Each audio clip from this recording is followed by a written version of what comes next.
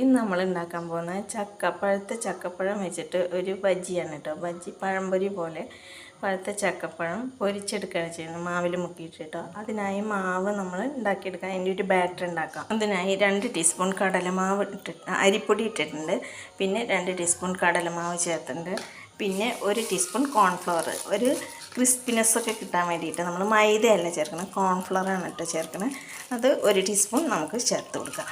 അതുകൂടെ ഇട്ടിട്ട് നന്നായിട്ടൊന്ന് കുറച്ച് മധുരത്തിന് വേണ്ടിയിട്ട്, പുറത്തെ ആ തൊലിക്കൊക്കെ ഒരു മധുരത്തിന് വേണ്ടിയിട്ട് നമ്മൾ കുറച്ച് പഞ്ചസാര പൊടിയും കൂടെ ചേർക്കാം. എന്നിട്ട് ഇതൊന്ന് ചെറുതായിട്ട് മിക്സാക്കി എടുക്കാം.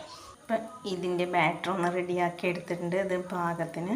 പിന്നെ ചക്കച്ചുള ഇതേപോലെ 2ആയി കീറിയെടുത്തിട്ടുണ്ട്, അതിനായി വെച്ചിട്ടുണ്ട് കേട്ടോ.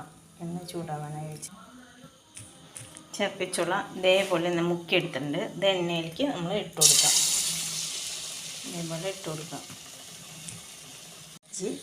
ഇപ്പോൾ നല്ല ഗോൾഡൻ ബ്രൗൺ കളറായിട്ട് വന്നിട്ടുണ്ട്. നല്ല അടിപൊളിയാണ്, നല്ല സ്വീറ്റാണ്, നല്ല ടേസ്റ്റിയാണ്. നമ്മൾ പഴംപൊരിയേക്കാളും നല്ല ടേസ്റ്റി ആയിട്ടുള്ളൊരു ബജ്ജിയാണ് കേട്ടോ. സ്വീറ്റി ആൻഡ് ടേസ്റ്റി ആയിട്ടുള്ളതാണ്. ബജ്ജിയെല്ലാം ഇപ്പോൾ ഇതേപോലെ കോരി എടുത്തിട്ടുണ്ട്, നല്ല സ്വീറ്റ്.